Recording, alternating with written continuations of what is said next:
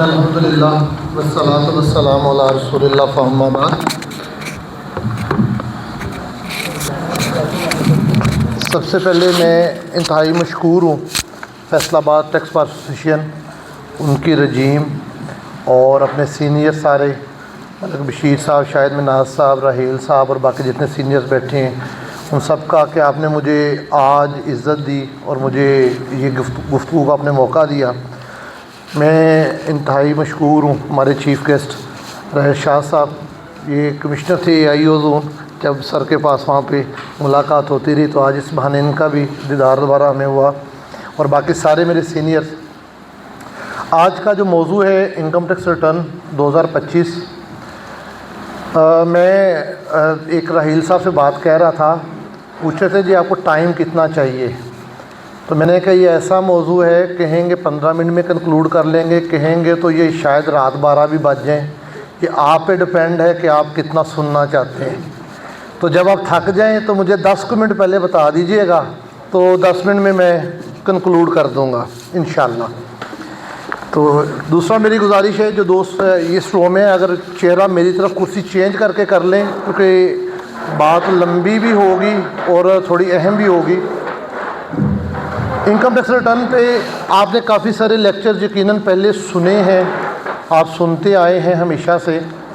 Return भी हम देखेंगे इंशाल्लाह, ये नहीं कि हम आपको रिटर्न नहीं दिखाएंगे, लेकिन जो चंद चीज़ें इनकम टैक्स रिटर्न 2025 के हवाले से मेरी आउटलाइन है जो मैं चाहूँगा कि जो हम आपको नहीं करेंगे।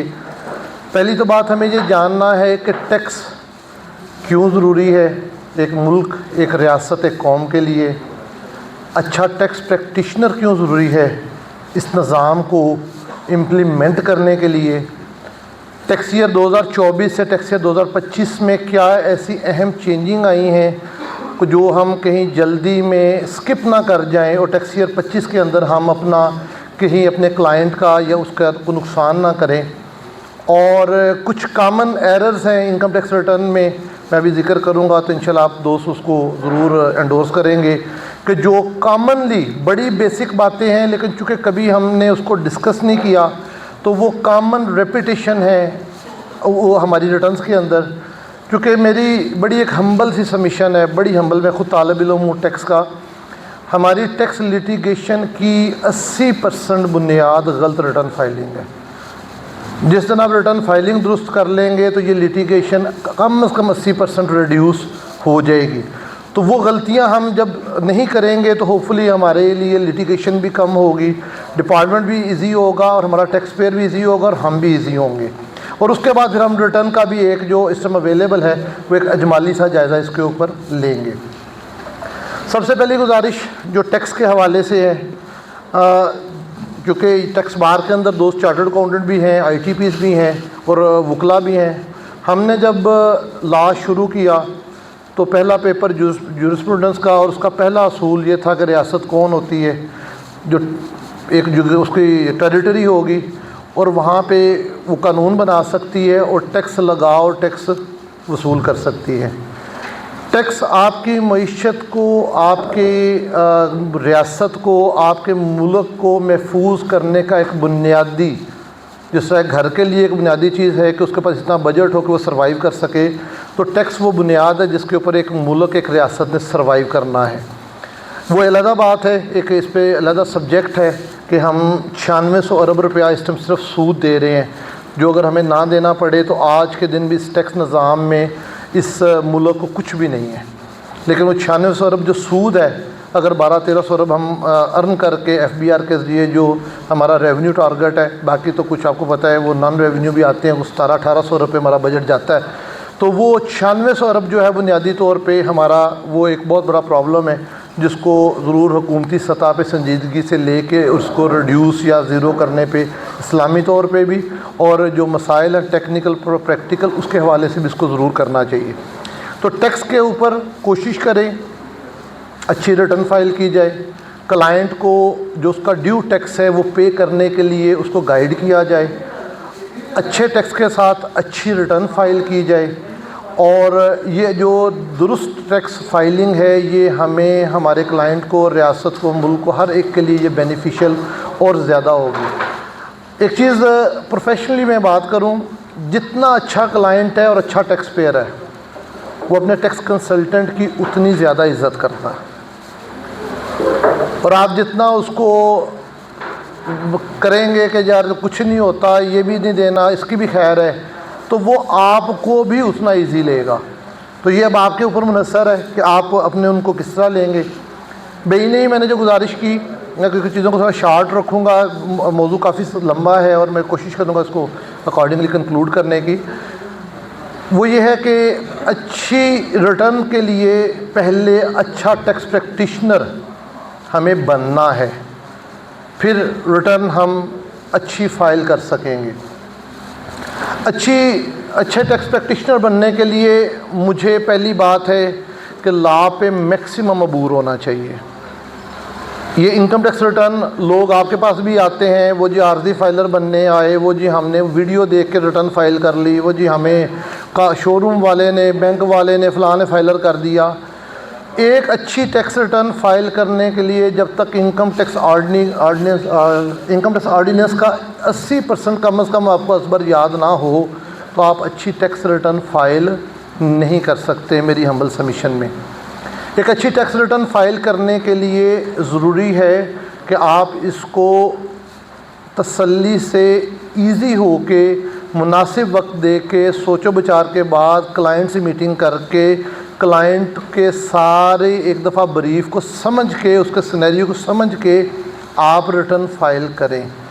टेलीफोन के ऊपर फाइलर, व्हाट्सएप पे फाइलर, ईमेल पे फाइलर, ये ना आपको अच्छा टैक्स प्रैक्टिशनर बनाता है और क्लाइंट का नुकसान तो सोर्स पे होता ही होता है। अच्छी रिटर्न फाइल करने के लिए जब आप बुनियाद कुछ चीज़ शुरू करते हैं, हम किसी भी टैक्स क्लाइंट की अपनी, बस हमने अपना एक SOP रखा हुआ है कि हम अगर वो क्लाइंट हमारे पास नया आया तो स्पेशली अदरवाइज़ भी, क्योंकि बसा औक़ात क्लाइंट आपको बताता नहीं है और वो कई जगह पे खेल रहा होता है। तो अच्छी रिटर्न फाइल करने के लिए सबसे पहले तो हम कोशिश करते हैं कि उसके क्लाइंट के जो है हम चेक करें कि क्या ये सेल्स टैक्स में, PRA में, SRB में किसी और जगह रजिस्टर्ड तो नहीं। जो बंदा, जो क्लाइंट किसी और जगह पर रजिस्टर्ड है तो सबसे पहले हम उसको अकॉर्डिंगली उस डाटा को कलेक्ट करते हैं। आपने देखा होगा कि बहुत सारे हमारे नोटिस आते हैं कि जी सेल टैक्स रिटर्न नल की थी और इनकम टैक्स रिटर्न में जी फ़लाँ फिगर आ गई और कल को नोटिस आ गया, या सेल टैक्स रिटर्न में वर्किंग और तरह थी और इनकम टैक्स में वर्किंग और तरह आ गई। तो वो उस सूरत में है जब आपने उसको केयर नहीं किया। तो सबसे पहले अच्छी रिटर्न के लिए ज़रूरी है कि आप उसको चेक करें अपने क्लाइंट को कि वो किस किस फोरम पे ऑलरेडी रजिस्टर्ड है, उसके डाटा को कंपाइल करें और उसके डाटा के मुताबिक आप उसकी जो है वो अपनी जो है ना रिटर्न को फाइलिंग करें। टैक्स ईयर 2024 और टैक्स ईयर 2025 के अंदर जो चंद नए मौजू, जो चंद नई चीज़ें हैं जो हमें जानना है, जो इस रिटर्न में अवेलेबल हैं, कंसेप्चुअल भी हमें समझना है, उसके प्रैक्टिकल एक्सपेक्ट भी समझने हैं। सबसे पहली जो बड़ी चेंज आई है, मैं बड़ा एक मुख्तसर सी बात कर देता हूँ क्योंकि वो एक पूरा मौजू है अलहदा और शायद अगले साल उसकी इम्प्लीकेशन बहुत ज़्यादा होगी। वो है जो पंजाब रेवेन्यू एक्ट के अंदर चेंज आई है। वहाँ पे उन्होंने आपका पहले सेक्शन 3 के तहत सेकंड शेड्यूल था, पॉजिटिव लिस्ट जो उस लिस्ट में था, उस शेड्यूल में था, सिर्फ वो PRA में टैक्सेबल था। इस दफ़ा अमेंडमेंट करके उन्होंने सेक्शन 3A इंसर्ट किया और उसके बाद उन्होंने शेड्यूल 1 दे दिया कि ये शेड्यूल 1 नेगेटिव लिस्ट की तरह, जिस तरह सेल टैक्स एक्ट में 6 शेड्यूल है, उन्होंने कहा जी ये शेड्यूल 1 वाले सिर्फ जो है इनके ऊपर PRA का टैक्स नहीं लगेगा। उसके बाद जो शेड्यूल 2 है उसके पार्ट 1 का सीरियल 1, उसमें ऑल सर्विसेज को टैक्सेबल उन्होंने कह दिया। अच्छा, इफ़ेक्ट क्या आएगा? इफ़ेक्ट ये आएगा कि हम अपनी बहुत सारी रिटर्न बना रहे होते हैं, 25 पे तो फ़र्क नहीं पड़ना ये, लेकिन टैक्स ईयर 2026 के लिए हम उसको रेवेन्यू रिसीट के साथ बना रहे होते हैं। बहुत सारी रिटर्न, अंदाज़ा सारे दोस्त, मैं उसकी डिटेल में नहीं जाता कि क्यों बना रहे होते हैं। हम बहुत सारी रिटर्न रेवेन्यू रिसीट के साथ बना रहे होते हैं। अब वो जो रेवेन्यू आपने दिया है वो सर्विसेज है। जब वो सर्विसेज है तो कल को उस पर आपने PRA टैक्स दिया है कि नहीं दिया, ये एक बहुत बड़ा इशू 2026 की रिटर्न में खड़ा होगा। चूँकि टैक्सी जो शेड्यूल 1 की अगर आप वो एग्जाम्प्ट सर्विसेज पढ़ें तो अगर वो 28 या 30 सीरियल नंबर है और उनमें से 25 सिर्फ गवर्नमेंट के अपने हैं, यानी कि जो चीज़ पढ़ेंगे तो पता चलेगा ये सिर्फ गवर्नमेंट से है। मतलब आपका एक ट्रांसपोर्टर ही आपका एक क्लाइंट है, आपने उसकी रसीद डाल दी कि जी ये ABC बस सर्विस वालों ने साल का 6 करोड़ रुपया किराया इकट्ठा किया था, तो उसके ऊपर 16% PRA मौजूद है आज के दिन। आपने रेंट लिखा, रेंट अब आपने साबित करना है कि ये घर का है या अगर ये कमर्शियल है तो उस पर 16% है। इसी पे मैं एक छोटी सी बात, क्योंकि सोशल मीडिया पे सारे दोस्त वाबस्ता हैं और बहुत सारी चीज़ें आती हैं, एक जजमेंट सर्कुलेट हुई सोशल मीडिया पे सिंध हाई कोर्ट की कि जी वहाँ पे रेंट पे टैक्स लगा था 2017 के SRB टैक्स के तहत, और वहाँ स्टक डाउन हो गया था और सुप्रीम कोर्ट से कंफर्म हुआ था। वो पहले तो ये ज़हन में रखें कि रेंट जो है ना, इसको इंटरनेशनली सर्विस माना जाता है, इसके सर्विस होने पे इंटरनेशनली कोई इख्तलाफ मौजूद नहीं है। वो जजमेंट एक स्पेसिफिक उसके अंदर जो इकनॉमिक एक्टिविटी की तारीफ़ थी SRB उसके गिर्द है।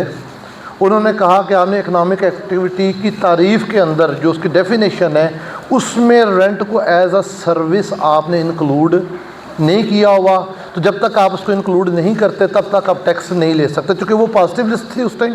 तो पॉजिटिव लिस्ट में आने के लिए इकनॉमिक एक्टिविटी या उसके स्कोप को पहले मुतय्यन होना था और फिर टैक्स लगना था। SRB ने 18 में वो भी कर लिया, SRB और PRA ने भी इसको 18 से ऑनवर्ड उसी से सीख के इन्होंने भी कर लिया। और आज के दिन जब उन्होंने अपने पॉजिटिव लिस्ट को नेगेटिव लिस्ट में शिफ्ट किया है तो रेंट एज अ सर्विस वो अब आपके आना है, इफेक्ट 2026 पे आएगा। लेकिन चूँकि सारे दोस्त टैक्स कंसल्टेंट्स बैठे हैं, आज के दिन आपने अपने क्लाइंट को ये गाइड करना है। रेंट के ऊपर मैं एक छोटी सी 1-2 गुजारिश, चूँकि ये मौजू अहम है और ये शायद अगर मैं फैसलाबाद की बात करूँ तो यहाँ पे शायद 10 लाख प्रॉपर्टीज़ हों जो रेंट पे हों, यानी कि ये इतना छोटा स्कोप नहीं है। अगर हम एग्रीकल्चर और PRA की चेंजिंग को उसके हकीकी मानों में अप्लाई कर दें तो लोग शायद इनकम टैक्स को भूल जाएंगे, जितनी बड़ी इसमें चेंज और जितना बड़ा इसमें नया टैक्स पेयर रजिस्टर्ड होगा और जिसने इसको करना है। रेंट के ऊपर ये है कि पहली बात यह है कि अगर आपका कमर्शियल प्रॉपर्टी का रेंट है, बहुत सारे दोस्तों का ये सवाल है और ये बड़ी आज के दिन ये बड़ी एक मेन इसका इशू है। तो पहली तो बात है कि ये एंड कंज्यूमर टैक्स है, मालिक ने नहीं देना, लेकिन मालिक वसूल तब कर सकता है जब वो खुद PRA में रजिस्टर्ड होगा। बगैर रजिस्टर्ड हुए वो वसूल करने की कोशिश करेगा तो टैक्स फ्रॉड है। तो इसलिए पहली बात रजिस्ट्रेशन चाहिए। दूसरी बात है कि जब आप उसको चार्ज करेंगे तो अब आपकी जो इनकम टैक्स विद होल्डिंग है 155 की, वो इंक्लूसिव ऑफ टैक्स के साथ होनी है, उस पर आपको इफेक्ट महल मालिक को आएगा। तीसरी बात यह है कि जब आप चार्ज करेंगे और अगर रजिस्टर्ड खुसूसन जो मल्टीनेशनल कंपनीज़ हैं, ब्रांड्स हैं और जो ऑलरेडी हैं, वो इसको एज अ इनपुट ले लेंगी, उनका कोई फाइनेंशियल लॉस नहीं है इसके अंदर, वो इसका इनपुट ले लेंगे अपने आउटपुट के अगेंस्ट। फ़र्क कहाँ पे पड़ना है? फ़र्क फेडरल को पड़ना है। अब जब मैंने गुड्स का काम करता हूँ एज अ ब्रांड, मेरा राइट है मैं इनपुट लूँ PRA का, मैं PRA का इनपुट लूँगा, ये रेवेन्यू PRA को चला जाएगा, लेकिन गवर्नमेंट फेडरल के पास जो टैक्स जा रहा था उसमें से ये रकम माइनस हो जाएगी, वहाँ पे फ़र्क आएगा। तो इस सारे चीज़ को आपने प्रॉपर्टी के हवाले से देखना है। दोस्त अक्सर पूछते हैं, अभी इस पर कोई स्टे नहीं है, एक सिर्फ नोटिस हुआ है एक रिट के अंदर, और अपने क्लाइंट्स को गाइड करें और इसको इम्प्लीमेंट करें। PRA बनफ़ से ही लंबा मौजू है, लेकिन हम छोड़ के आगे चलते हैं कुछ अगली चीज़ों की तरफ। टैक्स ईयर 2025 के रिटर्न पे एक बहुत बड़ा जो इम्पैक्ट आना है, आ चुका है, जिसको हमें जानना ज़रूरी है, वो एग्रीकल्चर इनकम टैक्स का। हम 2019 से आदी थे 12 लाख रुपए तक 2000 रुपया टैक्स देने के, ठीक है जी। पिछले साल जो हमारा एग्रीकल्चर इनकम टैक्स है 1997, उसके अंदर तरमीम आ गई। शेड्यूल 1 शेड्यूल 2 उन्होंने डिलीट कर दिए। उन्होंने कहा जी अब टैक्स वो होगा जो रूल्स में आएगा। 5 मार्च 2025 को रूल्स आ गए। रूल्स के अंदर अब 6 लाख तक एग्जेम्पशन है, 12 लाख तक अगर आप देंगे तो 15% टैक्स है, जो 90,000 रुपया बन जाता है। यानी कि वो 12 लाख देना उसी सबका प्रैक्टिस पे, तो वो आपको सीधा 90,000 रुपये के कल को टैक्स इम्प्लीकेशन है उसकी। और उसके आगे उसको 45% टैक्स आलमोस्ट बिज़नेस के साथ रेट उन्होंने मुतय्यन कर दिए। सुपर टैक्स उन्होंने साथ लगा दिया और कहा जी सुपर टैक्स वो होगा जो इनकम टैक्स ऑर्डिनेंस में होगा, जो उधर उसके रेट इम्प्लीकेशन को सारे मटरसल मुंडाई उठा के वो इसके अंदर आ जाएंगे। लाइफ स्टॉक को उन्होंने अपने साथ इंक्लूड कर लिया, जो कि टेक्निकली उसका मौजू नहीं बनता। बाद में मैंने देखा, आप दोस्तों ने भी देखा होगा कि पंजाब असम्बली ने एक अमेंडमेंट के ज़रिए लाइफ स्टॉक को रिमूव किया है, लेकिन गवर्नर साहब के साइन हुए कि नहीं, वो मेरी नज़र से नहीं गुजर सका। तो लेकिन लाइफ स्टॉक उन्होंने इंक्रोचमेंट करते हुए एग्रीकल्चर के अंदर कोशिश की कि हम लाइफ स्टॉक को शामिल कर लें। अब इस पे आप दोस्त चूँकि सारे टैक्स प्रैक्टिशनर बैठे हैं, एक डिस्प्यूट दोस्तों में आता है। वो कहते हैं जी जो अभी रेट चेंज हुए हैं ये टैक्स ईयर 25 की रिटर्न पे लगने हैं कि 26 की रिटर्न पे लगने हैं। सेक्शन 3 है एग्रीकल्चर इनकम टैक्स एक्ट का, उसके अंदर उसका जो प्रोवाइज़ो है सेकंड, उसके अंदर कहा गया है कि अगर कोई रेट ऑफ चेंज दौरान साल चेंज होगा तो वो जो पहले टैक्स ईयर गुजर चुके हैं उन पे पुराना रेट रहेगा। असल में 97 के एक्ट को, एग्रीकल्चर की चेंजिंग को वो दोस्त वो सीनियर ज़्यादा अच्छा समझ सकते हैं जिन्होंने 79 के इनकम टैक्स ऑर्डिनेंस के साथ काम किया हुआ है, क्योंकि तब इनकम ईयर और होता था, असेसमेंट ईयर और होता था, रेट्स बाद में आते थे, साल पहले गुजर चुका होता था। और जो एक हार्डशिप होती थी कि जब हमने अपनी टैक्स प्लानिंग करनी है तो किस रेट के साथ करें, तो वो उसके मुताबिक था। तो उन्होंने जो 97 का एक्ट जब बना एग्रीकल्चर का, तो तब वो 79 का कानून ज़ेरे वो अमल था, तो उसी को उन्होंने बेस बना के उसी कंसेप्ट पे इस कानून को उन्होंने डेवलप किया था। अब वो उस पर चेंज लाए हैं, टैक्स ईयर का वर्ड लाए हैं। 13 सितंबर तक हर साल उसकी टैक्स रिटर्न जानी है, आपने उसके रूल्स के अंदर वो रिटर्न मौजूद है, वो रिटर्न देनी है। और उसको मैं जो बात कर रहा था कि जो रेट्स हैं उसके अंदर लिखा है कि प्रीसीडिंग ईयर जब टैक्स ईयर गुजर चुका है, जब रेट चेंज हुआ, मसलन वो 2024 के ऊपर या 2023 के ऊपर वो रेट अप्लाई नहीं होगा, लेकिन आइंदा होगा। अच्छा, ये क्यों ज़रूरी था इस प्रोवाइज़ो को देना? इनकम टैक्स ऑर्डिनेंस अगर आप पढ़ें और उसमें सेक्शन 113 पढ़ें, 113 के अंदर आपको याद होगा कि 2019 में या 2020 में एक अमेंडमेंट आई जब 50 मिलियन से 100 मिलियन उसको इन्हांस किया गया 113 की इम्प्लीकेशन के रेट को, तो वहाँ पे कोई सेविंग नहीं दी गई। अगर आज आपके दिन आप पढ़ें, आप 113 का 113(1) पढ़ें, तो उसमें इस तरह महसूस होता है कि 2017 से ही लिमिट 100 मिलियन कर दी गई है। अब एक जो जुडिशियस माइंड है वो तो समझता है कि नहीं यार, जब अमेंडमेंट आई उसके बाद ही होगा, लेकिन एक अगर आप उसको डिस्कशन में ले जाना चाहें तो आपका राइट है कि आप लेके जाएंगे जी, लॉ को आप खोल के पढ़ लें। तो उसमें इसको सेविंग क्लास नहीं दी गई कि पिछले साल पे वो रेट 50 मिलियन के साथ अप्लाई होना है और इस अमेंडमेंट के बाद 100 मिलियन होना है। तो इसके अंदर उन्होंने वो सेविंग क्लास की तरह दे दिया कि जी पिछले सालों पे रेट पिछला चेंज होने से पहले, लेकिन नए सालों पे रेट नया है। इनकम टैक्स ऑर्डिनेंस में भी अगर हम देखें तो अगर मैं मिसाल देता हूँ, 28 जून को किसी अमेंडमेंट पार्लियामेंट के ज़रिए या ऑर्डिनेंस के ज़रिए इनकम टैक्स के रेट बदल दिए जाएँ तो क्या पुराने रेट उस साल पे अप्लाई होंगे? नहीं होंगे। जो 30 जून को रेट एग्जिस्ट कर रहे होने वो अप्लाई होने हैं। तो इसलिए इसको कॉन्शियस लीजिएगा कि आपने अकॉर्डिंगली करना है, ताकि इसके अंदर एक सेक्शन 11 है एग्रीकल्चर इनकम टैक्स एक्ट का, उसमें उन्होंने कहा है कि दौरान साल जितने भी रेट चेंज होंगे ये आपने नेक्स्ट बजट में फाइनेंस एक्ट में ये अप्रूव करवाने हैं। वो आज के दिन अप्रूव नहीं हुए, ये एक टेक्निकल लकूना है, लेकिन इसके ऊपर कोर्ट्स अमूम के अंदर ऑलरेडी कह चुकी हैं कि जो इस तरह की कंडीशंस हैं ये जो है डायरेक्टरी नेचर की होती हैं, ये मैंडेटरी नहीं है। तो शायद कोई इस पर हमें डायरेक्ट रिलीफ ना मिल सके। हाँ, जो कोई रिलीफ लेना चाहेंगे उनके लिए शायद कल को कोई सुप्रीम कोर्ट से, जो हाई कोर्ट से जो लड़ सकता है वहाँ तक वो कोई चीज़ उसमें ले सके। तो एग्रीकल्चर इनकम को आप ज़रूर देखें, इसमें ठेका भी शामिल है, यानी कि जो बंदे की ज़मीन है और उसको ठेका मिलता है वो भी एग्रीकल्चर इनकम है। जो बंदा ठेके लेके पे काश्त करता है उसकी भी एग्रीकल्चर इनकम है। जो ठेके पे लेके काश्त करता है वो जो ठेका अदा करेगा वो उसका अलाउवेबल एक्सपेंस है और बाकी के ऊपर वो अपना टैक्स करेगा। और जो ठेके पे जो ठेका ले रहा है वो सीधा सीधा उसका वो एग्रीकल्चर इनकम है जिस पे वो टैक्स अदा करेगा। और ये जो ठेके वाली रकम है ये ज़हन में रखिएगा, सेक्शन 7E के हवाले से ये बड़ी टेक्निकल है। 7E में आप पढ़ते हैं, जब एक्सक्लूजन पढ़ते हैं तो वो वाली एग्रीकल्चर लैंड वहाँ पे एक्सक्लूडेड है जो आप खुद काश्त करते हैं। जो ज़मीन आपने ठेके पे दी हुई है वो 7E में एक्सक्लूडेड नहीं है।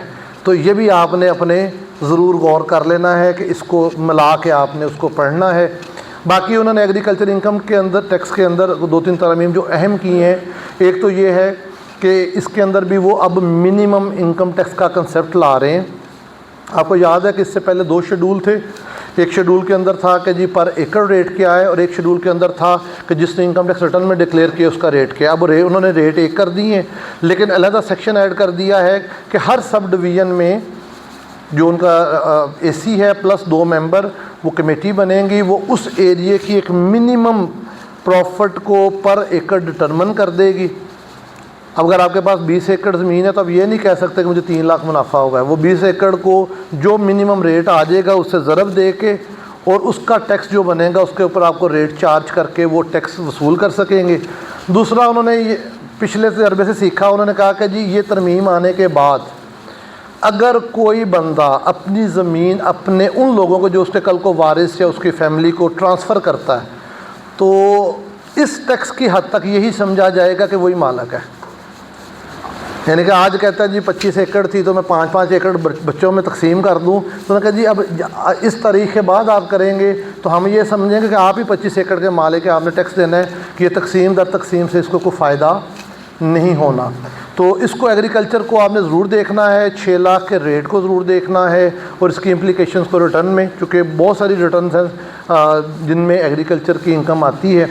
बाकी अगर कोई एग्रीकल्चर की रिटर्न फ़ाइल करना चाहे करनी चाहिए तो वो मुतलका एसी के पास होनी है, 32 का चलान होना है, 2 पेजेस की रिटर्न है। उस रिटर्न के ऊपर आपको सिंपल रिटर्न है जो कभी 2005-6 में इनकम टैक्स रिटर्न हुआ करती थी कि total revenue, total expenditure, net income है, इतनी कुछ सिंपल ही है फ़िलहाल, तो वो उसके मुताबिक वो करेगा, कर सकता है।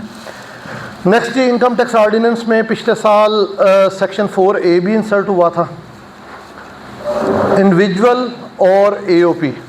इंडिविजुअल और AOP अगर इसमें कंपनी शामिल नहीं है, अगर उनकी टैक्सेबल इनकम 1 करोड़ पे से एक्सीड कर जाती है तो उनकी उस टोटल इनकम का वो पोर्शन जो डिवीज़न 1 पार्ट 1 फर्स्ट शेड्यूल में हिट होना था जिसमें बिजनेस सैलरी है, उस टैक्स के ऊपर वो 10% सरचार्ज देंगे। इसमें इस साल अमेंडमेंट आई है तो सैलरी वालों के लिए वो सरचार्ज 9% कर दिया गया और बिज़नेस के लिए वो 10% ही है। अब इसके अंदर 2 सवाल हैं बड़े बुनियादी जो सिस्टम पे दोस्तों ने एक्सपीरियंस भी किए होंगे। पहली बात ये है कि क्या ये सरचार्ज किसी दीगर जो एडजस्टेबल टैक्स है मेरा, क्या ये उससे एडजस्ट होगा कि नहीं होगा, या मुझे रिटर्न के साथ अलहदा देना पड़ेगा। हम इनकम टैक्स ऑर्डिनेंस में सेक्शन 2 में जब टैक्स की तारीफ़ को पढ़ते हैं तो टैक्स की तारीफ़ ये है कि हर वो रकम जो चैप्टर 2 हमारा इनकम टैक्स ऑर्डिनेंस का शुरू होता है सेक्शन 4 से और ये जाता है सेक्शन 8 तक। इसके अंदर सारे हमारे जो चार्जेबल है ना, बल्कि दोस्तों के इल्म के लिए जिस हम सेल टैक्स एक्ट पढ़ते हैं तो सेक्शन 3 को चार्जेबल मानते हैं कि जी 3 से जहाँ से सारा टैक्स निकलता है। इनकम टैक्स ऑर्डिनेंस का जो बेसिक चार्जेबल सेक्शन है वो सेक्शन 4 है, यानी कि वहाँ पे वो उसके अंदर फाता है कि जहाँ से टैक्स क्या, जिससे यूँ कह लें कि इनकम पे टैक्स लगना है। इनकम के काइंड्स आगे फिर लगा डिफाइन होंगी, लेकिन इनकम पे टैक्स लगना है ये सेक्शन 4 से स्टार्ट होता है। सेक्शन 4 बेसिकली वो चार्जेबल सेक्शन है। तो टैक्स की तारीफ़ के अंदर सरचार्ज शामिल है। 4A भी उसी चैप्टर में आ रहा है जिसके अंदर वर्ल्ड टैक्स की तारीफ़ के तहत वो शामिल है। तो किसी भी दीगर एडजस्टेबल से आपके सरचार्ज को एडजस्ट होना है, लेकिन अगर आपके पास ऐसी ट्रांजैक्शन है जो मिनिमम इनकम टैक्स वाली हैं, मिनिमम इनकम टैक्स का तल्लक आपकी इनकम के साथ और उस हद तक महदूद है। मिनिमम इनकम टैक्स का टैक्स अगर ज़ायद भी पड़ा है तो उससे ये एडजस्ट नहीं होगा। लेकिन कोई दीगर एडजस्टेबल टैक्स है तो ये उससे एडजस्ट होगा। दूसरा सवाल ये आएगा कि चूँकि इसमें तमाम इनकम शामिल की गई हैं, मुझे शेयर AOP जो है वो 1 करोड़ रुपये से ज़्यादा आया, तो क्या उस शेयर AOP के जो मुझे आया है और उसका मुझे क्या 4A भी देना है कि नहीं देना? तो मेरी हम्बल सबमिशन है, अगर लॉ की मैं बात करूं 4A भी देना है, लेकिन जिस तरह मुझे टोटल बाकी टैक्स का क्रेडिट मिलता है शेयर AOP पे, ये रकम भी टैक्स क्रेडिट में चली जाएगी। एक दफ़ा कैलकुलेशन में शामिल होगी, पे नहीं होगी, क्योंकि फिर वहाँ पे मुझे टैक्स क्रेडिट टैक्स वो है जो चैप्टर 2 के अंदर है, और टैक्स के अंदर सरचार्ज शामिल है। जब मुझे 100% शेयर AOP का टैक्स क्रेडिट मिलना है तो वो टैक्स क्रेडिट जो है वो मुझे मुकम्मल मिलेगा, पे मैंने कुछ नहीं करना। तो चार्जेबल होना और बात है, पे होना और बात है। चार्जेबल मेरी हम्बल सबमिशन में होगा, लेकिन वो पे नहीं होगा, वो 100% टैक्स क्रेडिट के अंदर वो पार्ट बन के वो आगे चला जाएगा। नेक्स्ट जो हमारा जो इसमें आ जाएगा वो है एक्सपोर्ट। फैसलाबाद बहुत बड़ी हब है एक्सपोर्ट की, पाकिस्तान की बड़ी एक्सपोर्ट के हवाले से। एक्सपोर्ट आपको पता है कि पिछले साल उन्होंने इसको जो है फाइनल से 154 को इसको मिनिमम में शिफ्ट कर दिया। अच्छा, बज़ाहिर तो ये बड़ी छोटी सी बात लगती है, लेकिन इसके जो इनकम टैक्स के अतबार से इम्प्लिकेशंस बहुत ज़्यादा हैं। पहली बात, पिछले साल तक जब तक ये फाइनल में था, आपके पास खुली ऑप्शन थी कि आप अपनी एक्चुअल बुक्स ऑफ अकाउंट के मुताबिक जो भी प्रॉफिट दिखाएं उस पर आपने कोई मज़ीद टैक्स नहीं देना। आपने इम्प्यूटेबल इनकम से ज़्यादा भी अपना प्रॉफिट दिखाना है तो कानून उसको पाबंद नहीं था करता।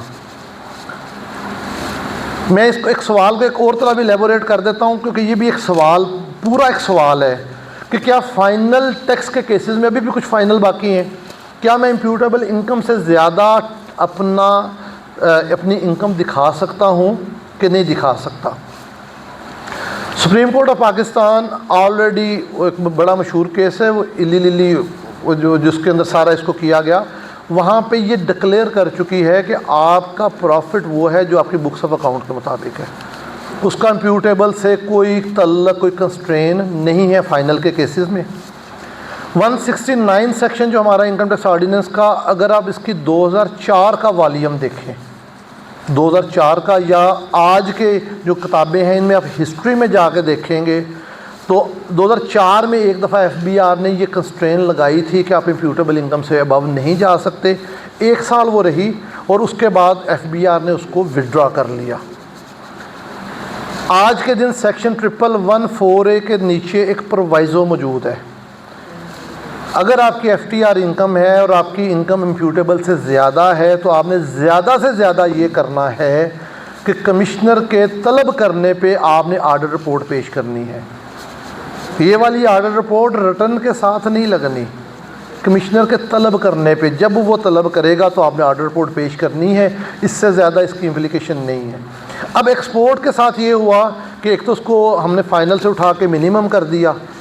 अब आपको पता है कि 1% टैक्स है 154 का, 1% पे एक और 147(6)C के तहत एक 1% और भी लगा दिया गया एडवांस टैक्स। वो एडजस्टेबल है, आपका एक्सेस हो रिफंड भी हो सकता है, लेकिन 154 मिनिमम है। तो अब आपके पास टोटल 2% टैक्स अवेलेबल है। अब वो FTR वाली जो मौज थी कि मैं खुले दिल प्रॉफिट दिखाता, वो ख़त्म हो गई है। ये सबसे बड़ी इम्प्लिकेशन है जो इसके साथ मुंसलिक है। और दूसरी बात है कि जो एक्सपोर्ट के जो अपने बाकी दीगर था कि उसका पहले ऑडिट नहीं था होना इनकम टैक्स में, सेल टैक्स में पहले वो 0 रेटेड था, ना उधर उसका कोई इफेक्ट था ना इधर कोई इफेक्ट था, तो वो उस हद तक भी वो ऑडिट के लिए और बाकी चीज़ों के लिए ओपन हो गया। और ओपन होगा तो वो खैर विद होल्डिंग का तो इससे कोई तल्लक नहीं होता FTR के केसेस में, लेकिन ये भी एक मिसकंसेप्शन थी कि जी हम FTR में है तो हमारा विद होल्डिंग ऑडिट क्यों होता है। विद होल्डिंग ऑडिट और चीज़ है, उस पर कोई कंस्ट्रेन नहीं, लेकिन जो 154 का हमारा था फाइनल टैक्स, उसके तहत हमें फ़ाइनल में 177(214)C की हद तक हमें जो है वो एक तहफ़्फ़ुज़ हासिल था, जो कि हमसे ख़त्म हो गया। नेक्स्ट, पिछले साल अमेंडमेंट आई थी कि सेक्शन 92 के अंदर कि वो AOPs जिनका 300 मिलियन से ज़्यादा उनका अगर टर्नओवर है तो उनके लिए लाजम था कि वो ऑडिट रिपोर्ट अपनी रिटर्न से मुंसलिक करें, अदरवाइज़ उनका जो शेयर AOP था उन्होंने कहा कि जी फिर उसका टैक्स क्रेडिट उनके पार्टनर्स को नहीं मिल पाएगा। पिछले साल भी ये अंडर डिस्कशन था, बहुत सारे दोस्तों का ख्याल था कि ये टैक्स जो 24 पे लगता है, बहुत सारों का ख्याल था कि नहीं जी ये प्रॉस्पेक्टिव होगा, टैक्स ईयर 25 पे लगेगा। मैं तो खैर हमने तो 24 में भी उसको कर लिया था कि अगर तो सुप्रीम कोर्ट तक लड़ने की हिम्मत है इतनी सी बात पे तो फिर दूसरी इंटरप्रिटेशन मान लेते हैं, नहीं तो हम ऑडिट रिपोर्ट साथ लगा लेते हैं। लेकिन टैक्स ईयर 25 की हद तक तो कोई इख्तलाफ बाकी नहीं है, तो इसलिए अपनी हर वो AOP चाहे वो एग्जम्प्ट बिजनेस करती है, फाइनल का करती है, कोई भी करती है, इसमें इस तरह का कोई फ़र्क, जिसका 300 मिलियन से ज़्यादा आपका टर्नओवर है उस पर आपने ऑडिट रिपोर्ट बना के विद रिटर्न अपलोड करनी है। अदरवाइज़ आपके जो पार्टनर्स हैं वो शदीद उसमें मुतासिर होंगे और उन्हें वो टैक्स क्रेडिट नहीं मिल पाएगा। पिछले साल ये एक नया सेक्शन इंट्रोड्यूस करवाया गया था 7F डेवलपर और बिल्डर के लिए, जो कि इस साल से प्रॉपर एप्लीकेबल है। डेवलपर और बिल्डर आपको अंदाज़ा है कि जब लॉ में थोड़ी सी भी गुंजाइश होती है, लकूना होता है या लॉ कुछ थोड़ा सा आपको रास्ता देता है, तो हम भी उसको ज़रा दिल खोल के यूज़ कर लेते हैं। सेक्शन 32 टू सेक्शन 36 जो हमारे सारे कि कैसे हमारा रेवेन्यू कंप्यूट होना है, एक्रूवल कैश कब डिक्लेयर होना है, कब नहीं होना, वो जो सारा है, तो अक्सर डेवलपर बिल्डर ये करते थे कि बजाय अपने रेवेन्यू को ईयरली रिपोर्ट करते फॉर प्रॉफिट, वो 10-10 साल अपने रेवेन्यू को एडवांसेस में रख के बैठे रहते थे। पूरा प्रोजेक्ट मुकम्मल हो गया, लोग आबाद हो गए, लोग वहाँ पे सारा कुछ हो गया, लेकिन जी अभी तक जी मेरा प्रोजेक्ट कंप्लीट नहीं हुआ, कंप्लीट होगा तो मैं इसको टैक्स के लिए ऑफ़र करूँगा।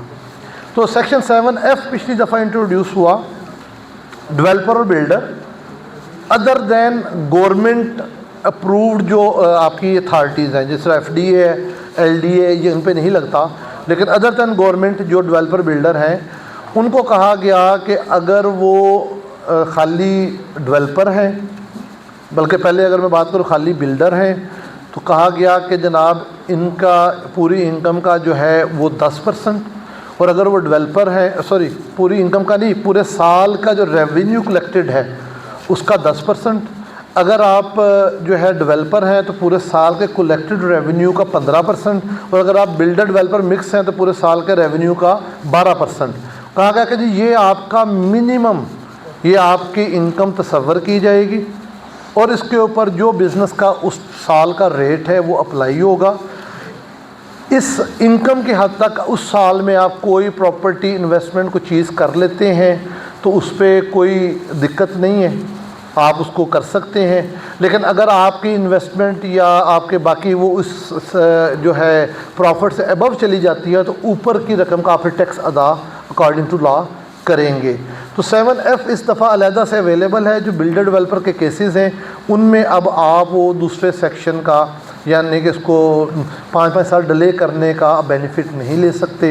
ये ज़रूर कहा गया कि अगर एक डेवलपर बिल्डर की वो ये काम भी करता है, इसके अलावा भी दीगर इनकम है, तो 7F सिर्फ उस हद तक, उस रसीद के हद तक लगेगा जो उसको डेवलपर बिल्डर के तौर पे हासिल हुई है, दूसरी इनकम के साथ इसका तल्लक नहीं होगा।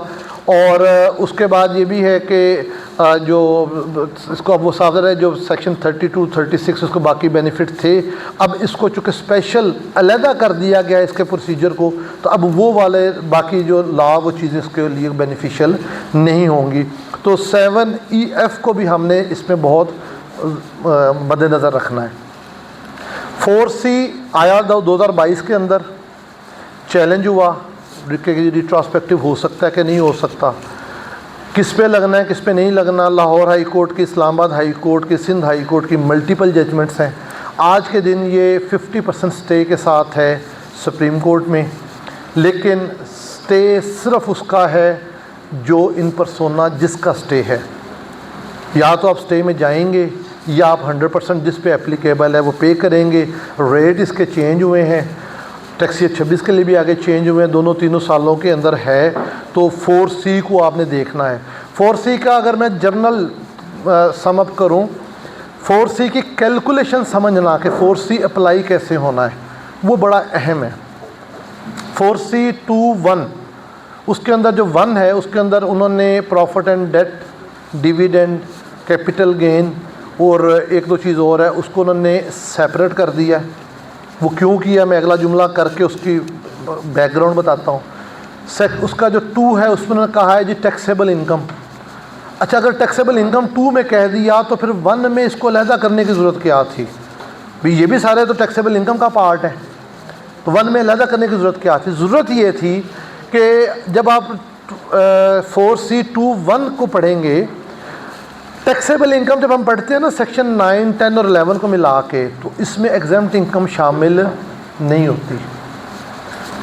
लेकिन जब हम पढ़ेंगे 4C के अंदर उनको अलहदा से, मसलन मुझे कोई ऐसा डिविडेंड मिला जो ज़ीरो रेट पे था, मुझे कोई ऐसा कैपिटल गेन मिला जो एग्जाम्प्ट था, मुझे कोई ऐसी चीज़ मिली जो टैक्सेबल नहीं थी अमूम के अंदर, लेकिन 4C के पर्पज़ के लिए वो कैलकुलेशन में आ जाएगी, 4C के पर्पज़ के लिए कैलकुलेशन में आ जाएगी।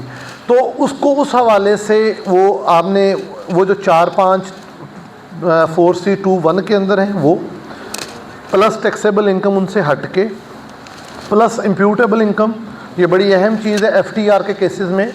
FTR के केसेस में जो इनकम आपने डिक्लेयर की है वो चार्जेबल नहीं होनी, वहाँ पे चार्जेबल 4C में वो होनी है जो इम्प्यूटेबल इनकम के मुताबिक निकलनी है। आपका डिक्लेरेशन उससे अबव भी हो सकता है, उससे कम भी हो सकता है, तो वो दोनों उसमें कैलकुलेट नहीं होना वो है जो इम्प्यूटेबल के साथ है। और उसके आगे फिर 4 है उसका, उसमें जो बैंकिंग कंपनी, इंश्योरेंस कंपनीज जो ये 7 शेड्यूल, 8 शेड्यूल, 4 शेड्यूल में होती हैं, उनकी हवाले से उन्होंने कहा है कि इनको मिला के तो बाकी टैक्स रेट आपके पास है 15 करोड़ से ऊपर 50 करोड़ तक, उस पर सारे रेट्स हैं जो आप उस पर देख सकते हैं। 7E इस तरह ही हमारी रिटर्न के अंदर एक बुनियादी चीज़ 2022 में इंट्रोड्यूस हुआ, और हर रेजिडेंट पर्सन में कंपनी, इंडिविजुअल, AOP सारे शामिल, वो प्रॉपर्टी इस्तिस्ना निकाल के जो उसके पास हुई और 2.5 करोड़ टोटल मिला के ज़्यादा थी, उसकी फेयर मार्केट वैल्यू पे समझा जाएगा कि जी आपको 5% जो इनकम आ रही है और उसका 20%, यानी कि जो टोटल को कैलकुलेट करें तो 1 निकलता है, और फार्मूले से आए तो 20 और 20 का 5 करके वो ये आपने हुकूमत को अदा करना है। 7E ये भी किसी भी दीगर एडजस्टेबल टैक्स से एडजस्ट हो सकता है। इस्तिस्ना इसके ज़रा गौर से देखने वाले हैं। बिज़नेस प्रॉपर्टी जहाँ पे आप ख़ुद बिज़नेस कर रहे हैं मुस्तिस्ना है, ज़री प्रॉपर्टी जो आप ख़ुद काश्त कर रहे हैं मुस्तिस्ना है, शहीद, दौरान सर्विस वाले, वो सारे 3-4 उसके अंदर हैं, वो मुस्तिस्ना हैं। ऐसी प्रॉपर्टी जिस पे आपको दीगर इनकम टैक्स किसी भी और माध्यम, जैसे प्रॉपर्टी पे रेंट या कुछ कर रहे हैं और टैक्स अदा कर रहे हैं, BTL नहीं चलेगी, टैक्स अदा कर रहे हैं, वहाँ पे वर्ड टैक्स पेड साथ शामिल है, वो भी मुस्तिस्ना है। इनसे हट के 2.5 करोड़ तक जो दीगर प्रॉपर्टीज़ है अगर उनकी फेयर मार्केट वैल्यू एक्सीड नहीं करती वो भी मुस्तिस्ना है। लेकिन जैसे ही वो 2.5 करोड़ से एक्सीड कर जाएंगी तो फिर 2.5 करोड़ का बेनिफिट नहीं मिलेगा, फिर वो टोटल बाकी इस्तिस्ना उधर ही रहेंगे, और एक 1 कैपिटल प्रॉपर्टी वो भी मुस्तिस्ना है, तो वो आप उसको करेंगे।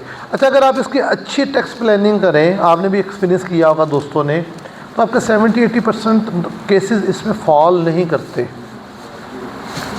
अच्छी मुझे याद है फैसलाबाद टैक्स बार में तब मुझे गुफ्तगू का मौका मिला थोड़ा सा 7E पे, कोई दोस्त शायद उस टाइम हो, ऐसे 2 साल पुरानी बात है, तो उस पर मैंने यही गुजारिश की थी कि 7E को फिल ज़रूर करें, कैपिटल एसेट को फिल ज़रूर करें, अच्छी प्लानिंग करें, और आपको 80% अपने क्लाइंट से बहस करने की भी ज़रूरत नहीं है।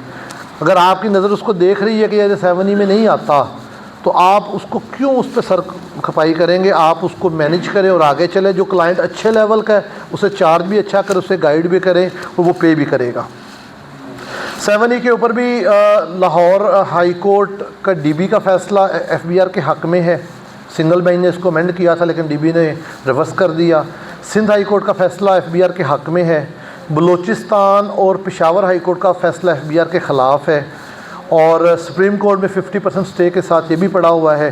तो अब देखते हैं इसका क्या फ्यूचर निकलता है, लेकिन फिर वही बात है कि स्टे इन परसोना है, इन रैम नहीं है, तो इसलिए या स्टे ले लें या अप्लाई करें, या फिर देखते हैं कि महकमा हमारे साथ क्या करता है। CVT सब दोस्तों को अंदाज़ा है, ऐसा रेजिडेंट जिसकी बैरून मुल्क प्रॉपर्टी है, ये अलहदा कानून है। इसकी इस इनकम टैक्स किसी एडजस्टेबल से इसकी एडजस्टमेंट नहीं होनी, रिटर्न अलहदा है, इसका चालान अलहदा है। तो 10 करोड़ से ज़्यादा मूवेबल इमूवेबल आपकी प्रॉपर्टी है। और स्पेशली ये 116A की जो हमारी वेल्थ स्टेटमेंट का पार्ट है, हमारे रेजिडेंट का हमारा जो उससे आना है, उससे स्केच हो के फैच हो के, तो उसके ऊपर इसकी इम्प्लीकेशन ज़रूर हो जानी है। और महकमे के पास भी वो 116A वाला मेन सोर्स है आपके डिटर्मिनेशन का, या अदरवाइज़ सर खुद AIO जोन में आए हैं, महकमे के पास 105 या शायद उससे भी ज़ायद मुल्कों की सब इन्फॉर्मेशन मौजूद है कि आपके किधर क्या एसेट पड़े हुए हैं। तो वो सारे को मिला के तो वो CVT आपके ऊपर वो होना है। नेक्स्ट ये हम बात करेंगे नॉन रेजिडेंट के रिटर्न पे, फॉरेन इनकम पे और रेमिटेंस पे। नॉन रेजिडेंट की रिटर्न मेरी हम्बल सबमिशन में हम जो ओवरऑल प्रैक्टिस कर रहे हैं, जो इस मार्केट में हो रही है, 90% रिटर्न्स लोगों की गलत फाइल हो रही है। नॉन रेजिडेंट के साथ जो सबसे बड़ा जुल्म हो रहा है, मैं ये लफ्ज़ जुल्म बड़ा सोच के इस्तेमाल कर रहा हूँ, जो सबसे बड़ा जुल्म हो रहा है वो उसकी वेल्थ स्टेटमेंट फाइल करना है। आप सेक्शन 116(1) पढ़ें, वहाँ पे सिर्फ रेजिडेंट इंडिविजुअल ने वेल्थ स्टेटमेंट देनी है, सिर्फ रेजिडेंट इंडिविजुअल ने वेल्थ स्टेटमेंट देनी है। क्यों? सेक्शन 11(5) है और 11(6) है। 11(5) कहता है रेजिडेंट की ग्लोबल इनकम टैक्सेबल है। 11(6) कहता है कि नॉन रेजिडेंट की सिर्फ पाकिस्तान सोर्स इनकम टैक्सेबल है। 116(1) कहता है कि मुझे सिर्फ रेजिडेंट इंडिविजुअल की वेल्थ चाहिए विद रिटर्न, मुझे नहीं चाहिए नॉन रेजिडेंट की। क्यों? पहली बात है हम गलत करते हैं, दूसरी बात गलत को फिर गलत करते हैं कि अगर मैंने फ़ाइल की नॉन रेजिडेंट की तो फिर मैंने उसके ग्लोबल एसेट लायबिलिटी लिखने, वहाँ पे कहाँ लिखा है कि मैं उसका सिर्फ Pakistan source property, Pakistan source bank दिखा के फ़ाइल कर दूँ? वहाँ पे तो कुछ नहीं लिखा। हाँ, FBI के पास पावर है, कमिश्नर के पास पावर है, वो 116(2) में किसी भी पर्सन से मांग सकता है। और मज़े की बात ये भी है कि 116(2) की वेल्थ स्टेटमेंट आज के दिन तक प्रेस्क्राइब नहीं हुई, वो अवेलेबल नहीं है, मांग सकता है, लॉ में लिखा हुआ है। तो सबसे पहला तो जो जुल्म है नॉन रेजिडेंट का वो है उसकी वेल्थ स्टेटमेंट की फाइलिंग। आप अपनी पहली रिटर्न नॉन रेजिडेंट की फ़ाइल करें, 2 ऑप्शंस हैं। उसका पाकिस्तान में कुछ नहीं है, ना इनकम है पाकिस्तान में, ना उसके ऊपर कोई टैक्स लायबिलिटी है, तो आपको मिलती है वो नॉन रेजिडेंट की स्पेसिफिक रिटर्न। और उस रिटर्न के साथ क्या है कि जी कोई वेल्थ नहीं, कोई चीज़ नहीं, नल की रिटर्न है, क्लिक करते हैं, सबमिट हो जाती है, काम मुकम्मल हो जाता है। अच्छा, उसकी पाकिस्तान सोर्स इनकम है, अब उसमें वो नहीं है। आप फर्स्ट रिटर्न फाइल करें, नॉन रेजिडेंट सेलेक्ट करें, उसके पाकिस्तान सोर्स के जितने उसकी इनकम है, वो रेंट हो सकता है, प्रॉफिट एंड डेट हो सकता है, कैपिटल गेन हो सकता है, कुछ भी ABC हो सकता है, वो आप उसको अकॉर्डिंगली फीडिंग करें, लेकिन आपने वेल्थ नहीं देनी। और पहली रिटर्न में सिस्टम आपसे वेल्थ नॉन रेजिडेंट सेलेक्ट किया वो नहीं मांगता। मुझे प्रैक्टिस करते आज ऑलमोस्ट 20-22 साल हो गए हैं, आज के दिन तक मुझे नॉन रेजिडेंट की रिटर्न के ऊपर नोटिस नहीं आया। लोगों की मिसकंसेप्शन है वो, जब हम प्रॉपर्टी नहीं दिखाएंगे तो नोटिस आ जाएगा, हम फलां चीज़ नहीं दिखाएंगे तो ये हो जाएगा।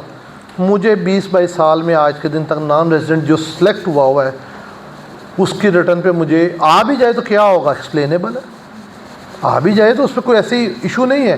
लेकिन नोटिस जो सिस्टम भी है पीछे, अब जो AI सिस्टम FBR ला रहा है, लगा रहा है, तो नॉन रेजिडेंट को सिस्टम भी कहता है कि इसको ज़रा साइड पे करते हैं, ठीक है। अब वहाँ पे ये है कि आप पहली तो बात है किसी वेल्थ फाइल नहीं करें। और जब आप, वो दोस्त में से पूछ रहे थे, जब आप वेल्थ फाइल कर लेंगे ना, उसके बाद आप इसके जितने भी हल ढूंढने की कोशिश करेंगे वो गलत होंगे और आपको कहीं ना कहीं मसले में फंसाएंगे।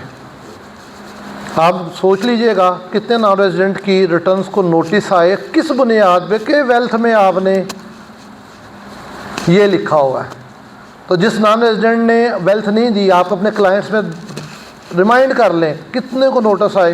पूरे हाल में इंशाल्लाह कोई बंदा हाथ खड़ा नहीं करेगा कि जिस नॉन रेजिडेंट ने वेल्थ फाइल नहीं की उसको नोटिस आया हो। तो पहला जुल्म तो है ये जिससे हमें बाहर आना है। अच्छा, अब वो भी आते हैं दोस्त जो ऑलरेडी किसी और से गलत वेल्थ फाइल कर आए होते हैं। कानून तो ये कहता है कि अगर मैं इस साल नॉन रेजिडेंट हूँ तो मुझे वो वेल्थ फाइल नहीं करनी, लेकिन सिस्टम मुझे फिर इजाज़त नहीं देता। जब एक दफ़ा वेल्थ साथ लग जाए सिस्टम इजाज़त नहीं देता। उन दोस्तों के लिए हम फिर उनको ये करते हैं कि एक साल उन्हें नॉन फाइलर करते हैं। उन्हें कहते हैं भाई तुम्हारे ज़िंदगी भर का ये इशू है, ये एक दिन का एक साल का इशू नहीं है, ज़िंदगी भर का इशू है। और आप एक दफ़ा इसको जो है ना आप एक साल अंदर से रिटर्न ब्रेक करें।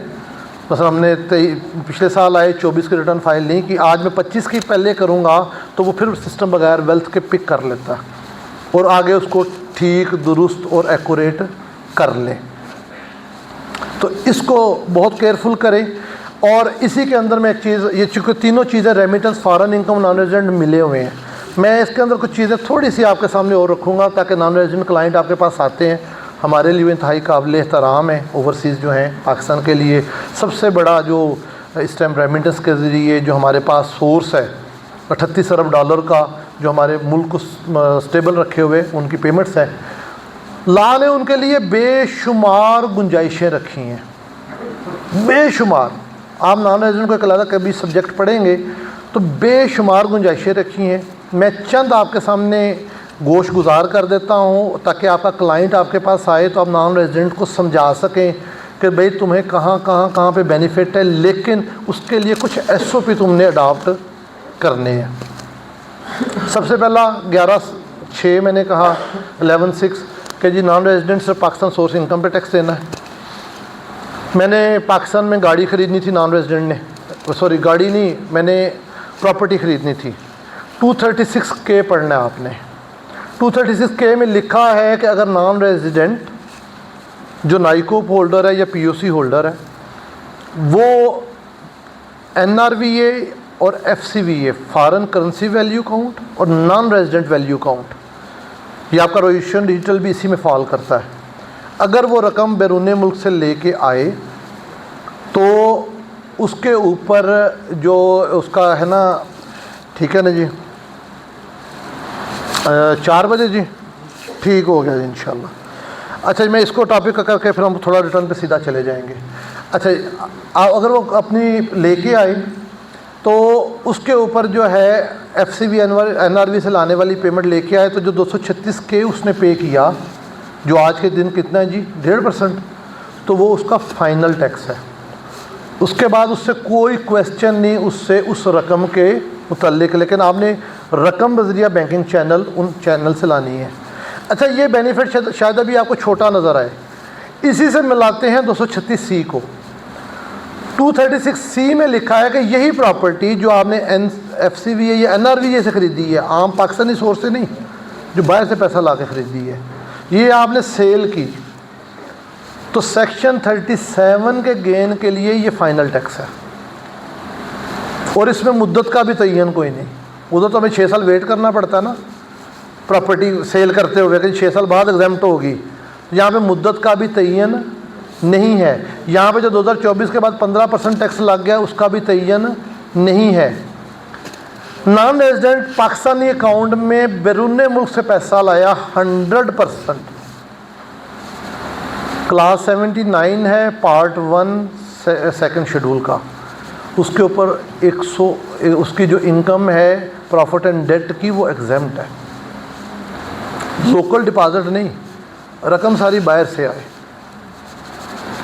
नॉन रेजिडेंट है वो नॉन फाइलर है। ला ने उसको कहा कि 100BA क्लास है सेकंड शेड्यूल में कि भाई आप कमिश्नर को अप्लाई करके 236C या K का फाइलर का चलान पे कर लें, आपके नॉन फाइलर का रेट नहीं लगेगा। तो नॉन रेजिडेंट के लिए बहुत सारी ऑप्शंस हैं जो लॉ के अंदर प्रोवाइडेड हैं। अच्छा, अब अगला सवाल ये आएगा, मैं इस मौजू को कोशिश करता हूँ चंद लफ्ज़ों में कंक्लूड करूँ, मौजू लंबा है, लेकिन फ़ॉरेन इनकम, क्या नॉन रेजिडेंट की फ़ॉरेन इनकम होगी? नहीं होगी। फ़ॉरेन इनकम का तसव्वुर सिर्फ रेजिडेंट की बैरून मुल्क आमदन से है। नॉन रेजिडेंट की फ़ॉरेन इनकम नहीं होगी, उसकी आपने सिर्फ पाकिस्तान सोर्स इनकम दिखानी है। जब वेल्थ नहीं दिखानी तो वो बाहर से कितने पैसे साल में लेके आया आपने कहीं डिक्लेयर नहीं करने, कभी 116(2) में को मांगेगा तो हम मनी ट्रेल साबित कर देंगे।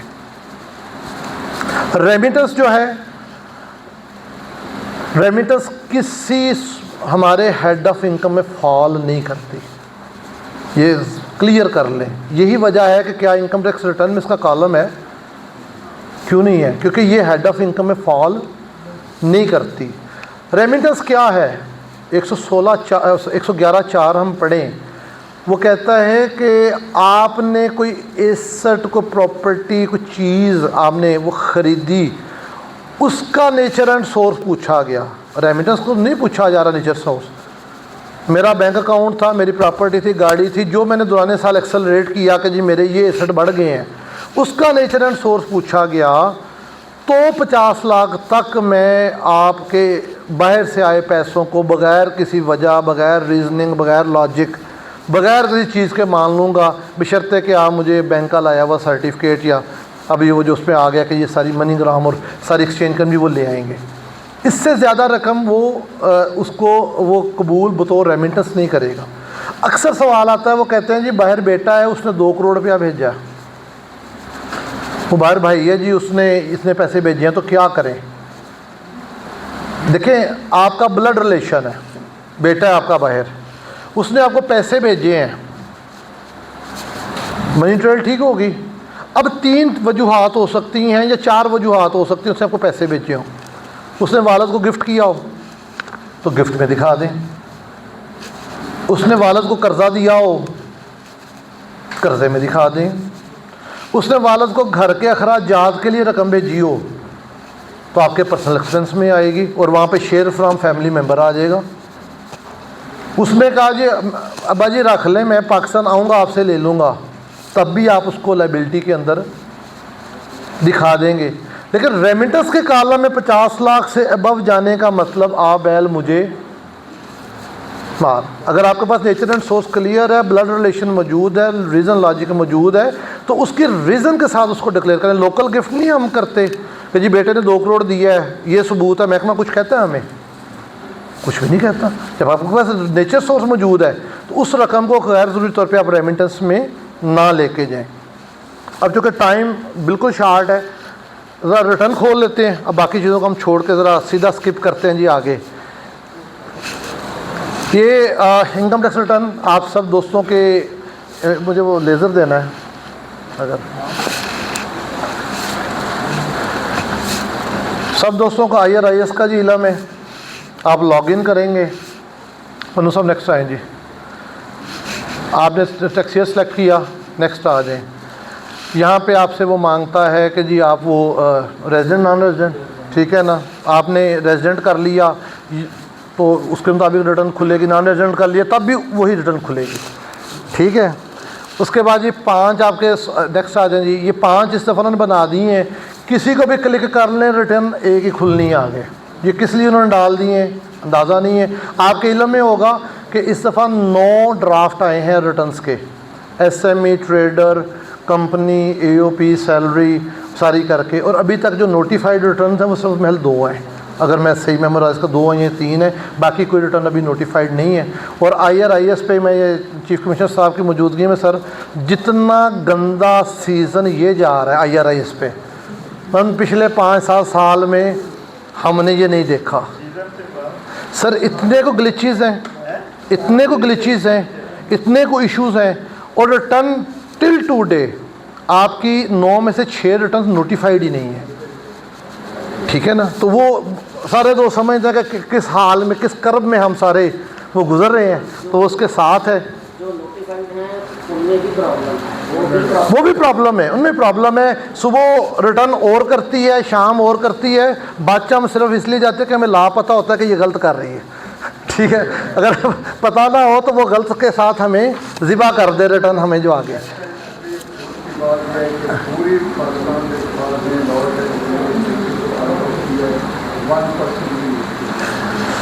सर नकार खाने में तोती की बात कौन सुनता। अच्छा जी, अब आपके सामने आ गया आपके जो चीज़ मैं आपको इसमें एक बिल्कुल अजमाली सी बताता हूँ, और 2-4 चीज़ें इसके मतलब पूरा रिटर्न आपके सामने है। एक अच्छी जो इस दफ़ा चीज़ है, इसके ऊपर सर्च की ऑप्शन है।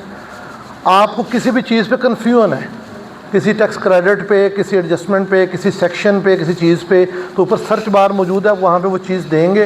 रिटर्न में कहीं पे भी वो चीज़ आ रही है, बाज़ का तो आप कहते हैं यार मैंने 153(1)(a) ये एडजस्टेबल है कि फ़ाइनल है, ये मैंने वो कुछ चीज़ करनी है, तो आप ऊपर देंगे, वो जहाँ जहाँ पे भी रिटर्न में मौजूद है वो आपको दिखा देगा और आप उसको पढ़ के देख के सिलेक्ट कर सकते हैं।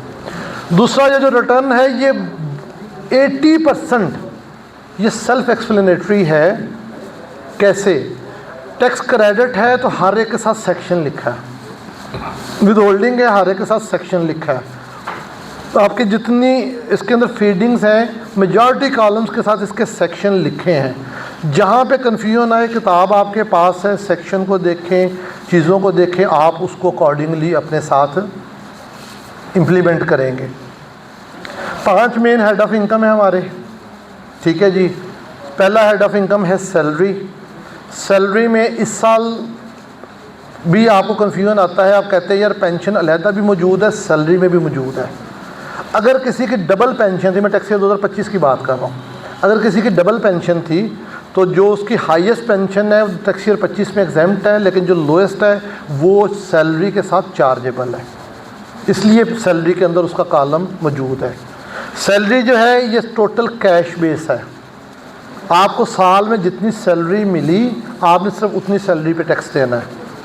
आपको 11 तनख्वाहें मिली तो 11 तनख्वाहों का टैक्स कैलकुलेट होगा, 13 मिली तो 13 का होगा, और एरियर के लिए अलहदा से लॉ मौजूद है जो आप कमिश्नर साहब से उनसे वो करके तो लोअर रेट सर्टिफिकेट ले सकते हैं अगर आपको 1 साल से ज़्यादा सालों का एरियर मिलता है।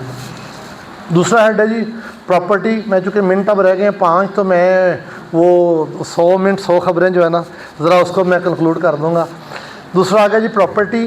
प्रॉपर्टी को जहन में पहली तो बात बैठा लें, 3-4 मोटी मोटी मैं चीज़ें गुजारिश करूँगा जो गलती है जो उमूम में हम करते हैं। पहली बात है कि जो प्रॉपर्टी है ये रिसीव्ड और रिसीवेबल दोनों आने हैं, इसमें कैश का तस्वर नहीं है। आपको एक किराया नहीं भी मिला, इवन बैड डेट भी है, तो वो एक टाइम है जिसके बाद आप उसको डिस्पोज करेंगे, वो अलग से इसके अंदर प्रोविजंस है, लेकिन आपने वो किराया देना है। इसके अंदर ये एक बहुत बारीक नुक्ता समझिएगा मेरी बात का कि प्रॉपर्टी इनकम कौन सी है और कब ये इनकम फ्रॉम अदर सोर्स है। Ground rent income from other source है, प्रॉपर्टी इनकम नहीं है। Building with plant and machinery income from other source है, प्रॉपर्टी इनकम नहीं है। रेंट के साथ मैं दीगर अपनी जो है ना उसकी यूटिलिटीज़ वसूल कर रहा हूँ, वो जो है प्रॉपर्टी इनकम नहीं है, वो इनकम फ्रॉम अदर सोर्सेज है। सिर्फ बिल्डिंग जो है इसकी इनकम उन तीनों को निकाल के तो वो इनकम फ्रॉम प्रॉपर्टी है जो यहाँ पे आएगी। फ़र्क कहाँ पड़ेगा? बहुत लंबी बातें हैं फिर वो कि मैं बिज़नेस लॉस को अब प्रॉपर्टी इनकम के केस एडजस्ट नहीं कर सकता, लेकिन इनकम फ्रॉम अदर सोर्स में मेरी बिज़नेस इनकम भी एडजस्ट हो सकती है। इसके एक्सपेंडिचर महदूद और स्पेसिफिक है, वहाँ पे जनरल एक्सपेंडिचर है जो मैं मर्ज़ी दे लूँ। नेक्स्ट है हमारे पास जी जो हमारी बिज़नेस इनकम है। बिज़नेस को आप खुद समझते हैं कि वो सारी एक उसके ऊपर मल्टीपल जो हमारे सेक्शंस हैं उसके हवाले से हर वो इनकम जो हमें किसी प्रोफेशन से, हमें किसी ट्रेड से, हमें किसी मैन्युफैक्चरिंग से, हमें किसी सर्विसेज से किसी तरह भी आ रही है तो हमारी बिज़नेस इनकम है। सेक्शन 18 उसके आगे वो सारी चीज़ें वो आप करेंगे। इसको हम अगर टाइम होता पढ़ते कि इसके अंदर वो हमने फीडिंग कैसे करनी है, लेकिन उसको फिर पे रखते हैं इंशाल्लाह जी। कैपिटल गेन है। कैपिटल गेन के हवाले से मैं एक बड़ी अहम बात अक्सर दोस्तों के इल्म में होगी लेकिन दोहरा देता हूँ। हमारे अगलाते आम में है कि यार पहली रिटर्न बनानी है तो सोना डाल लो, काम आ जाएगा। कहाँ से आई है मैं नहीं समझ पाया, क्योंकि सेक्शन 37 का आपने 5 पढ़ना है और फिर 38 का 5 पढ़ना है। गोल्ड एंटीक कॉइन 100 साल बाद भी बिकें तो इनका गेन 100% टैक्सेबल है और नॉर्मल रेट पे टैक्सेबल है। ये बिल्कुल मिसकंसेप्शन है और बस गुजारा हमारा चल रहा है तो उसमें कार्ड डीलिंग चल रहा है। बाकी इसमें वो प्रॉपर्टी इनकम है हमारी जो प्रॉपर्टी की सेल पे है। इसमें स्पेशली आप पावर ऑफ अटॉर्नी वाली प्रॉपर्टीज़ के ऊपर बड़ी डिपेंड से बात है। पावर ऑफ अटॉर्नी पे जो प्रॉपर्टी लेते या बेचते हैं तो वो आपकी वो प्रॉपर्टी इनकम नहीं होती। एक तो वह वैसे ही टेक्निकल बेनामी है, अगर किसी बेनामी वाले को पता चल गया तो जब्त हो जानी है। और अदरवाइज़ भी आप जाएं तो जब तक आपके ऊपर उसका राइट नहीं आ जाना, उसका ट्रांसफ़र नहीं आ जानी, तो वो कैपिटल गेन में नहीं आएगी। इनकम फ्रॉम अदर सोर्स है, इनकम फ्रॉम अदर सोर्स के अंदर पैसे तो उसका जो 39 का 1 है ना, उसने सब कुछ पहले ही कवर कर दिया। एवरी काइंड ऑफ इनकम जो किसी और हेड में नहीं वो इसमें है। कुछ उन्होंने स्पेसिफिक पर अंदर कर दिया, उसमें ग्राउंड रेंट चीज़ें सारी हैं। उसमें गिफ्ट जो है उसके मुताबिक भी है कि गिफ्ट जो है जो आपके फैमिली गिफ्ट है वो हमारी जो अमल सबमिशन है और इसको ट्रिब्यूनल तक कंफर्म किया जा चुका है कि विद इन ब्लड रिलेशन जो 85(5) के अंदर ब्लड रिलेशन लिखे हुए हैं उनके दरमियान कैश गिफ्ट एडमिजिबल है। टैक्स ईयर 2022 के बाद महकमा नहीं मानता, वो उसको एक सर्कुलर है 10 साल का, तो वो उसकी बुनियाद पे, लेकिन ट्रिब्यूनल तक ये टैक्स पेयर की फेवर में हो चुके हैं। तो चूँकि सर जी 4 बज गए हैं राइल साहब, तो मैं इंतहाई मशकूर हूँ सारे दोस्तों का। अगर बाद में मौका देंगे तो क्वेश्चन आंसर इस पर कर लेंगे और कुछ बातें इसके ऊपर दोबारा कर लेंगे जी इंशाल्लाह। बहुत शुक्रिया।